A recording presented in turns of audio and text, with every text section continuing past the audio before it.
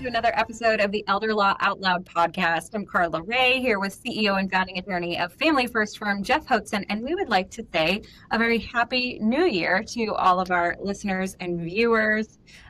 We're into January, can't believe it. It's crazy. 2026. That's wild. Yeah. Considering, the year I was born was not that long ago. Right, of course, me neither. Definitely didn't start with a 1. It didn't start with a 1980 something. Right. Any New Year's resolutions for you, Jeff? The usual. Just trying to get a little more fit.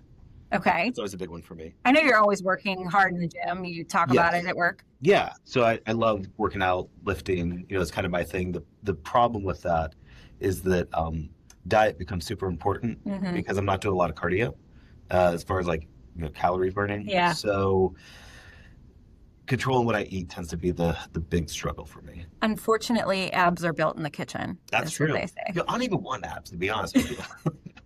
You're like, I want to be able to keep up with my kids. That's it. Yeah. Okay. I think that's the number one New Year's resolution is always health, fitness related. Number 2 is usually about finances, saving money. And I think a lot of what we do here at the firm kind of plays into that second realm of resolutions. Definitely not the first. No. We're helping you get fit in terms of your overall, legal and financial fitness.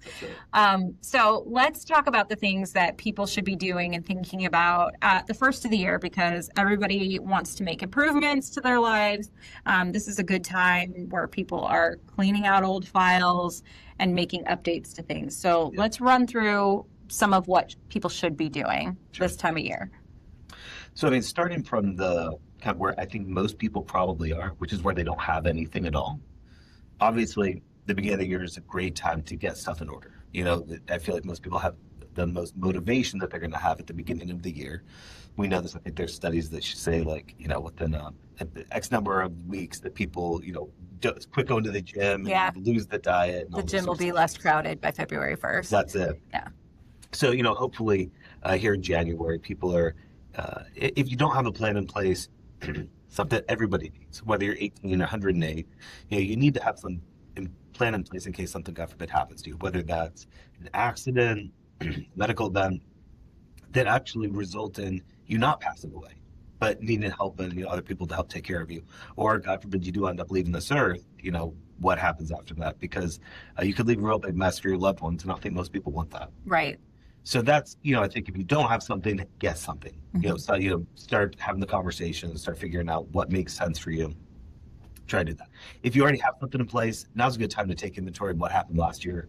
Were there any major life changes, any children born, grandchildren, divorces, deaths in the family, things like that, and, potential inheritances, gifts, maybe you were lucky and won a lottery or something, those sorts of life changes oftentimes necessitate an update in your documents. Mm-hmm. So those, sorts of things are worth looking at. Additionally, it's an easy time. You're generally prepared for taxes. So you know exactly what you made last year. You have all your W-2s. If you're on Social Security, you've got your award letter for the coming year. You kind of tend to have a better understanding of your financial picture at the beginning of the year than you do really at any other point. Yeah. And you might feel like the holiday hangover of the things that you've spent in December on, on all of those gifts. And you start to get the credit card bills in the mail. Not speaking from experience or anything like that. So it's a good time to have just a kind of a wellness check on your documents and your financial well-being. That's right. How often would you say people need to be updating those types of things? So there's, I'd say the legal perspective and then the individual perspective. And the legal perspective is when we have major changes in our laws, oftentimes that's going to require people to update documents. Fortunately, those do not happen very regularly. Oftentimes the changes do not apply retroactively. So a great example is I think you're aware that back in 2011, we changed our power of attorney laws. We talked about this at on this podcast and outside of that. And basically what happened is, you have to initial all these powers and things. But one thing that we did is we got rid of what are called springing powers of attorney. Basically, that just means that the power of attorney now, as of 2011, only goes into effect once you it goes into effect once you sign it. Prior to 2011, a document could go into effect only once you lose the ability to make decisions yourself. So that's the springing. It wasn't effective now. It was only when a doctor signed the letter saying, "Hey, you can't make decisions." Then that person could take that power control over. and make those decisions. That it would spring into action at the upon a later event happening. So when our laws changed, it didn't take away those old ones. It didn't say, "Well, no, these are null and void now." Just that any of those going forward won't be effective. It won't be valid. So the point of that is that oftentimes these changes in the laws don't apply retroactively, but we still see problems using documents. That people say, "Well, this isn't right. This isn't the law. We're not going to accept it." And then your only option is to sue them to accept it. And that's not anything that anybody really wants to do. So oftentimes you'll update because of a change in the law, even if it doesn't affect the validity of your document, just because people won't use it. They won't accept it. So that's kind of like the big legal reason that people might update. The individual, all the things I was talking about, major changes in your life necessitate updates. If you had 2 kids, you have a third now, and maybe an unexpected blessing. Last year, all the kids are older, you have this new child, and all of a sudden you haven't thought about updating your estate plan to account for that. That could create real problems. Right. And, especially if you have adult children already, and then you add a new minor child, want to put into consideration things specific to that new child. That's right. Okay, so I think what would be best, and if you're not subscribed to our newsletter, you definitely need to get on that. You can email us, and we'll get you on there. We're going to send out a checklist that people can use at the beginning of the year. Save it, bookmark it. You can just reflect back on it every year of the things that you should be checking and potentially updating to make sure that you're in the best position possible for the 12 months ahead. That's right. I want to switch gears a little bit, and you didn't know I was going to do this, but I think, Jeff, like, one thing you and I have in common is our love of self-improvement. Yeah. I feel like this guy's always reading at least 3 books at a time, maybe writing a book at the same time. And so I want to talk about just growth mindset, because I think at the beginning of the year, people get into that mode, but then, as you mentioned, it sort of like teeters off after a few weeks. Yep. How do you keep yourself in that mindset? Deep insecurity. Kind of a joke. Constant fear of being rejected. That's it. Yeah, fear of rejection is a powerful motivator.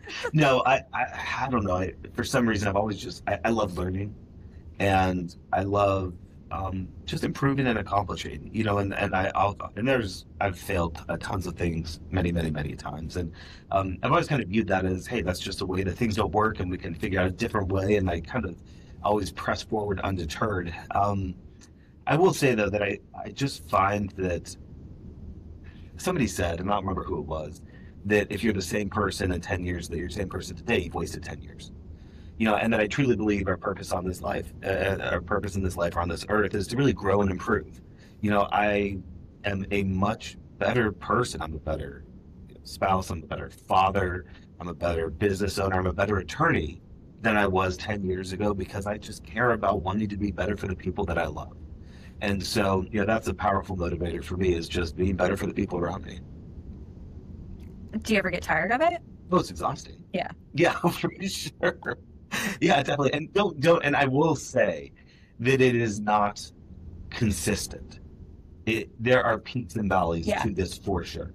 And there are more peaks than valleys, I will say. But I definitely go through seasons where I'm hyper-focused on learning and improving, and then I hit this wall, and I might take a couple weeks to just kind of like recharge, just decompress a little bit, and then hop into something new. I don't like stopping before I've reached whatever I've been trying to accomplish. It's candidly probably a natural tendency for me to stop before. I am great getting things like 80-90% of the way there, and then they're so close I almost like lose interest. So it takes a lot of effort for me to push across the finish line. I think that's why then I have to like decompress and stop, because that last little piece takes a lot of effort for me. Yeah. And we actually over the last several months and just launched our new website for familyfirstfirm.com. And it's very exciting. It actually talks about the kind of culture that you have built here at the firm to encourage people to always be improving. Absolutely. In the core values, it's really all about doing what's best for not only the client, but just the world in general, doing what's right. Yep. Can you talk a little bit about what you encourage all of us to do quarterly? And I think that the book reading is so cool. So something we do that's maybe a little unique is as you mentioned, I like reading. I like self-help books, self-improvement books, that sort of stuff. I think there's a lot of things that I'm bad at that I'd like to improve upon. It's funny because I do oscillate between wanting to get better at a lot of things and then also just leaning into the things that I'm really good at and letting people who are good at the other things do those other things well rather than try to be a jack of all trades. And it depends on when you catch me in the year is where you'll find me between those two. But ultimately, I do love reading these types of books. And I think there's a lot of books that, no matter where you are, and obviously as a business owner, I gravitate towards certain books that may be more focused there. But there are a lot of books that I read that are just kind of about improving as a person. And I love that and want that for the people around me. And so I did probably about 2 to 3 years ago now, is we started a program where we have a quarterly book of the month, or book of the quarter, I guess it is. It's a book club. It's not required, but if anybody wants to be a part of it, they can. At the end of the quarter, we offer a quiz, and if you get an A on the quiz, we pay you $300. If you get a B, we pay you $200. If you get a C, we give you $100. If you get a D or below, you have to contribute $50 to our foundation. Which would be embarrassing if you read the book. We've only ever had one person do it. Really? Really, and I will not name names. No, I wouldn't ask. But should maybe. But ultimately, it's only happened one time. I just want to say I've gotten straight A's. Yeah, it's nobody who is at the firm any longer. I will tell you that. But yes, the goal of that book club, is we ask questions about the book, but in my mind, the questions at the end tend to be the most important to me, which they're focused like, hey, what you learned from this book, how are you going to take that and improve your life? How can you take what you learned to improve our firm, improve our client experience? And we've gotten a lot of really great feedback and ideas from our team who have engaged in this, things that, they probably wouldn't have come and told us otherwise, but we're putting in front of them right after they've been thinking about these things. And now all of a sudden we've found some really cool ideas that we've implemented here. Yeah. And I know that you don't do business planning just once a year. I mean, I know that you're constantly, I think you probably go to bed at night thinking about ways to improve the business, but I know that you do quarterly planning with the leadership team. What are the goals of the firm, would you say, for 2026? So probably speaking big picture, really putting a lot of systems and processes in place to make more uniform the client experience. I think we have continually moved in that direction, but I really want it to be that everybody has a phenomenal, same, very similar experience every time they come here, no matter who their case is assigned to, no matter whether it's a probate this time or Medicaid next time or whatever, that they're really seeing the Family First Firm way is what I want to use, like almost like it permeates everything that happens here. And so a lot of our goals are really tied around that. Okay, creating the systems that will make that automatic. That's right. Yeah. A lot of that has to do, I think, with the people we have here and sort of rallying around one common goal, which is the client experience. Absolutely. Yeah. What about your girls? I know you've talked before about your family. Yeah. Are your girls at the age where they talk about New Year's resolutions? Not at all. Do they think about that? No? Well, so they have goals, but I don't think New Year's resolutions. Sure. My oldest is 13. She has great genetics to build muscle. I'm like, you're not going to be a toothpick. They'll never be, and good, because I think muscle is the organ of longevity. Mm-hmm. Especially we see that here in our firm. Absolutely. If you lose muscle mass, it's a one-way ticket to a nursing home. Yeah. I mean, she's starting high school in the fall, and we're absolutely going to be putting her in weightlifting. I want her to have that as a skill that she can use for the rest of her life because I feel like it's so important. The little one is in gymnastics. She's doing great. Her last competition, she got first overall, and so all of her goals are based around gymnastics and wanting to accomplish certain. Are they called tricks? I don't know. Probably not tricks. It's probably like Techniques. technique, maybe. I don't know. Yeah, I guess. Clearly, I never did gymnastics. Right, I think me neither. So yeah, I'm like, is it an aerial trick or is it I don't know what they call it. Skill? Skill, maybe? Maybe it's skill. That's probably what it is. Someone will email us and let us know what the actual I'm sure. name is. I'm sure. Someone's gonna do it. Yeah. But yes. So all of her stuff is around accomplishing other new skills in gymnastics. But those I can't say those started in the new year. It's just been ongoing. Ongoing. Yeah. So 2026 is the year that you get a high schooler. Yes. How wild is that? Pretty crazy. Yeah. Yeah. She showed up unexpectedly. We were married. Not that it wasn't, but just to be clear. But yeah, we had her pretty early in our marriage, and so we got married young, and then had kids young, and so having a high schooler, I'm 42, feels pretty quick. You're like the cool dad. I don't know if I go that far.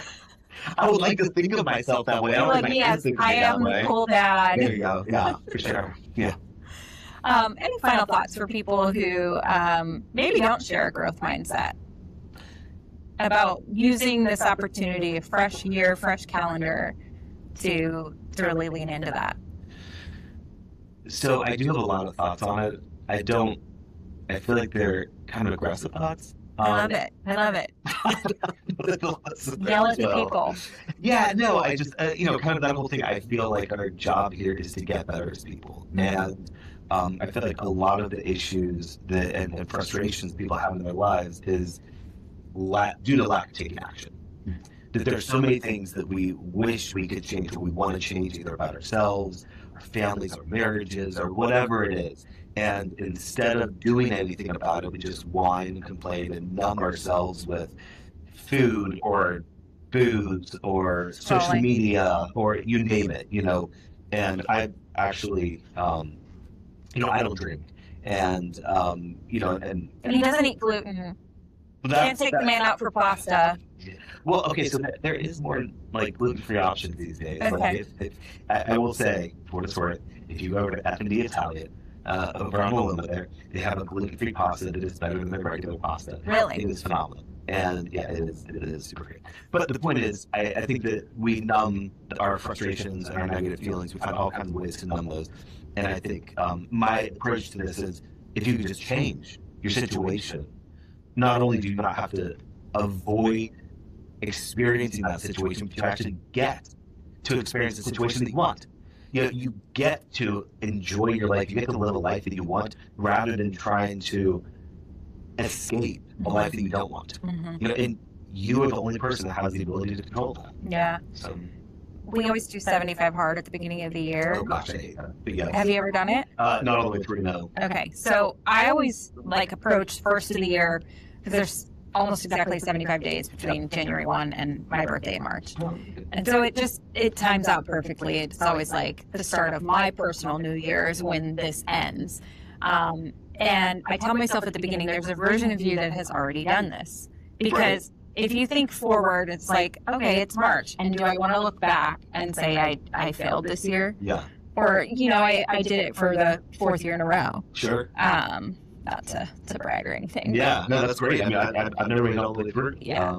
It definitely takes up a lot of time. Yeah. But it's doable. And I feel like, because I've had a number of friends who've done it and have done multiple times, like, I think there's even some beyond 75 that maybe even go further, something that's more aggressive. I'm not interested in that. Sounds terrible. But it really sounds to me more like a mental toughness than a true, physical fitness sort of thing. I know that you definitely get physical results as a result of this, but it's all up here. And it's also about time management. I can see that. Yeah. If you pages and all that stuff. Yeah, and if you don't get up for a morning workout, there's not enough time in the day to do all of these things that are required. For those not familiar with 75 hard, it's 75 days. Follow a diet of your choosing. No alcohol. A gallon of water a day. 10 pages of reading from a physical book, and 2 workouts. Self-improvement. Self-improvement, yeah. Read a fantasy or something. Yeah. some people call that 75 medium. if you make adjustments to it. Reading your romanticity. Yes, exactly. 2 workouts of at least 45 minutes, and one of those has to be outside. Now, we have the benefit of living in Florida that, like, you know, you can get outside pretty much all year round for a workout. But for those taking on the challenge in, like, Michigan, it's a little bit more difficult. I have a buddy in Erie, Pennsylvania who does that, and he's posted videos of him doing workouts out in the snow. That sounds miserable. No, I think I would tap out on something like that. But there's a version of you that's already done whatever it is that you want to do, and you get to meet that version at the end of taking the steps to do it. So, yeah. Well, this has been a fun conversation. I know a little bit different than, you know, a lot of legal advice, but we're still going to send out that newsletter with all the things that you should be checking at the beginning of the year. You can save it, bookmark it for years to come. And I think we'll leave it there. Cool. Any final thoughts? I hope everybody has a great 2026. Oh, I have to ask this. How long do you say Happy New Year? Like, is it acceptable through the month of January? Is it like a first 2 weeks? So for me, I'm not big on just like I feel he doesn't like salutations. No, I don't know. It's weird. Like, you know, I've never been a big Valentine's person. I'm like, my spouse should know that I love her every single day of the year. Like, that's always just been my approach. It's not like I'm going to save it for somehow. You will know every single day that I'm in love with you. And so, you know, I don't know, some of these things just feel very kind of contrived to me. And, you know, at the end of the day, going from December 31st to January 1st means like nothing, really. Just that we have a calendar that now it's like next year, but it doesn't mean it. It's no different from going like March 31st to April 1st, you know? Yeah. So, I mean, I might say it for like a week. I'm very short with this kind of stuff. Oh, okay. Yeah. Well, I'm definitely through the end of January. Go for it. You're not going to hurt my feelings. I may judge you a little bit. All right. Thanks for watching and listening. We appreciate you all so much. Happy New Year. And we'll see you in the next episode of Elder Law Out Loud.